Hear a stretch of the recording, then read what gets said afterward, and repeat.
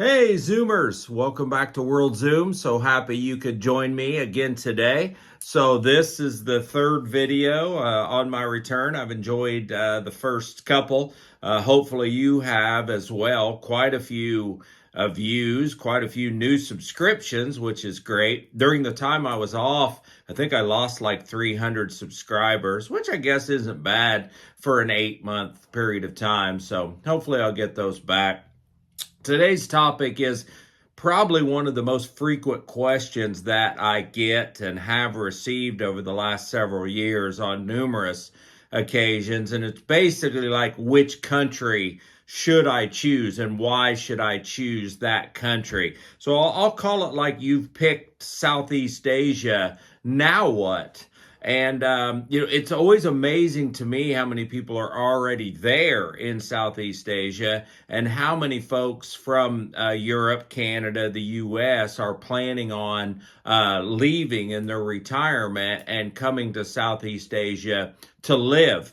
Here recently, just because it's been in the news so much, there's been a worry about foreigners, whether you have a visa or not, whether you're a tourist or permanent resident, being detained in individual countries. And I really, would say I really just don't think that has to be a significant worry on your part. I mean, if you're just going to live your regular life and be married or have a fiance or girlfriend or be with her kids or be in a village or even a city, and you're even remotely under the radar, as long as you're not overstaying, that by far is the single biggest, situation that'll get you in trouble in all these countries. So you get there, you have a little bit of money trouble, it becomes expensive to go to immigration and get your new stamps and your new visa. You let it go and then it compounds, and 6 months in, you're way over and you've got yourself in trouble. So if you don't do that, if you're not a YouTuber, and I say that a bit in jest, but if you're going to put yourself out there, you're significantly more likely to have trouble in whatever country you're in. That's just simply the truth.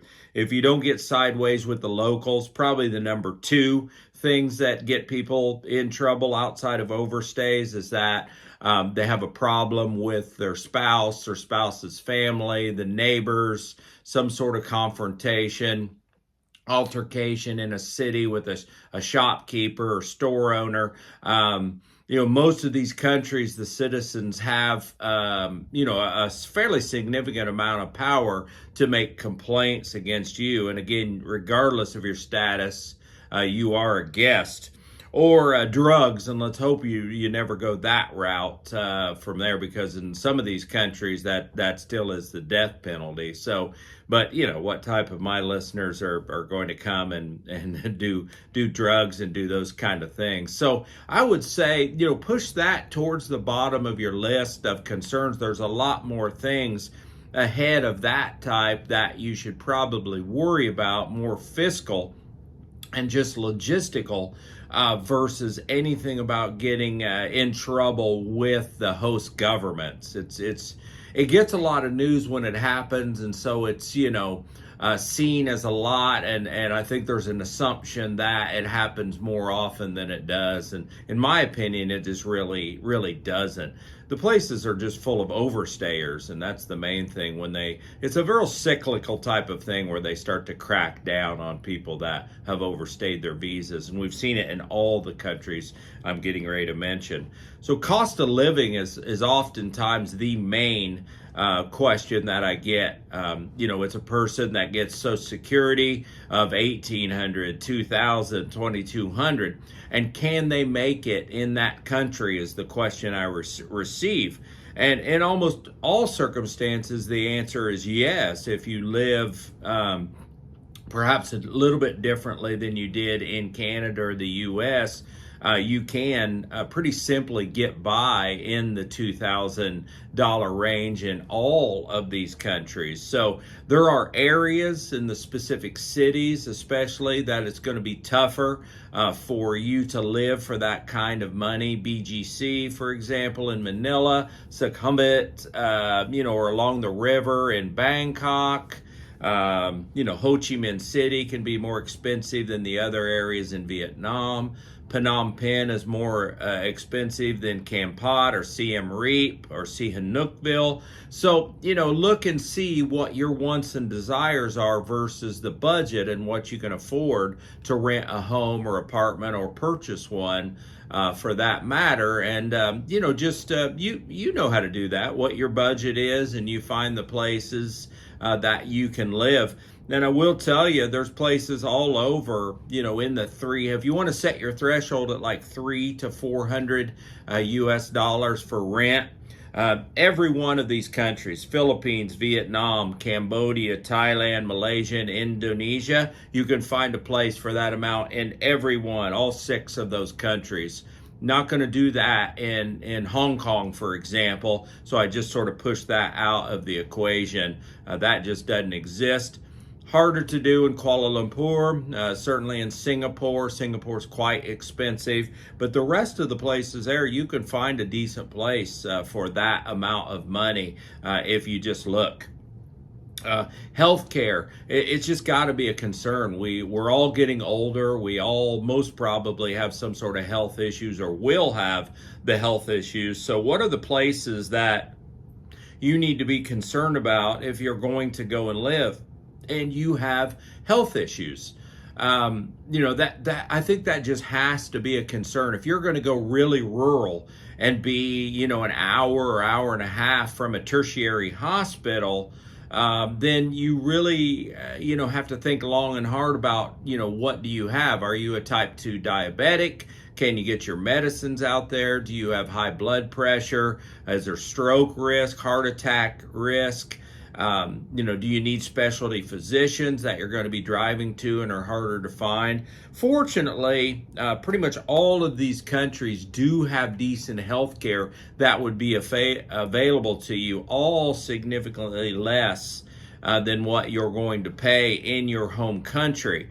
Some are much better than others, quite honestly, on the healthcare side. I can say from experience that Thailand has very high quality healthcare, and Cambodia would probably be at the other end of that spectrum. But with the infusion of so many Chinese dollars into Cambodia and Laos, for example, the healthcare has gone up as the population, the local population has increased in their resources and their money, and also there's been an input of expatriates coming in, then they've demanded changes in the healthcare. There's more hospitals being constructed. Specialists can make a go of it in their home country versus traveling overseas. So I don't think, if you're reasonable, I don't think most healthcare issues are going to stop you from staying in the country. And there's some other positive benefits with that. The sunshine and the ability to be able to get outside, the opportunity for fruits and vegetables, not having as much of a sedentary life as you have in the States and the U.S. Those are all possible ways where you can shed some weight, eat better, get off some of your meds, and expand your life substantially. So, we've talked about the cost of living on the housing side, on healthcare. Well, how about the visa situation? That's always been a thorn in everybody's side in Southeast Asia. You have some that are so unbelievably easy. For example, Cambodia, where you come in, you get a business visa for 30 days for $25. You extend it for a year for a couple $100, and boom, there you are. There are others, like on the other end of the spectrum, where Thailand is just ever changing. There's no system of how they manage their visa situation. Went from 30 days, did a 60-day experiment that you're going to get a 60-day tourist visa when you come. At least you have time to decide if you like the country, if you want to stay. Of course, that's going by the wayside, and it's going back to the 30 days. And even after the 30 days, when you want to try and expand that visa, there's just a whole system of hurdles that are there and in your way to make Thailand long term, but it can certainly be done. We see thousands of people on a yearly basis come and get retirement investment visas in Thailand. Certainly, the Philippines is pretty straightforward. A very long time you can stay on your tourist visa. Have to go to the immigration, of course, in between each time. So if you happen to be in an area where those are close, it's pretty easy to pop in there. They're pretty efficient too in the Philippines on their visa side to be able to go in there and get the extensions. Vietnam is again cyclical, a bit hit and miss. For a time there, they were really trying to have a lot of expatriates come in and set up permanently in Vietnam, whether you are going, to work online, or work from one of the workstations that were there in Vietnam, retirement type of visas. It really just depends on the whims of the government, what type of complaints and things they happen. They're not as up and down and willy-nilly as Thailand, but it can be difficult if you're going to be there and you've decided that's where you're going to stay, and then they have all these visa changes that complicates things quite a bit. Malaysia perhaps is the most difficult on the visa side. It's straightforward in the approach to get the visa, but it's definitely not easy. A lot of income requirements, a lot of hurdles to jump through. However, once you have it, you can pretty much stay in Malaysia for an extended period of time. So visas, think about it. Exchange rates, whether you're not so much the pound, Canadian dollars, but certainly if you're coming with the US dollars, just continues to be strong, just month after month, even year after year. The dollar has been so strong to these foreign currencies.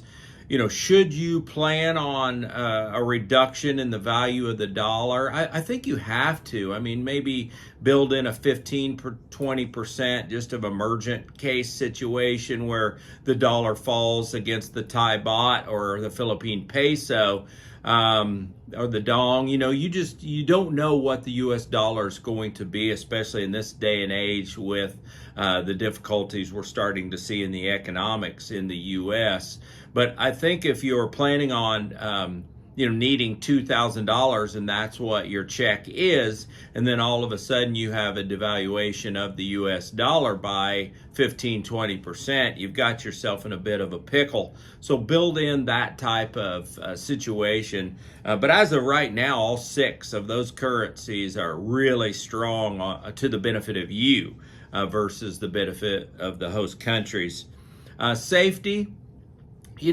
We've all seen the stories about where to go and where not to go. But if I had the choice of being in Bangkok or Phnom Penh or Ho Chi Minh City versus Seattle or Los Angeles or New Orleans or Miami, I certainly would take the foreign destinations over those U.S. cities.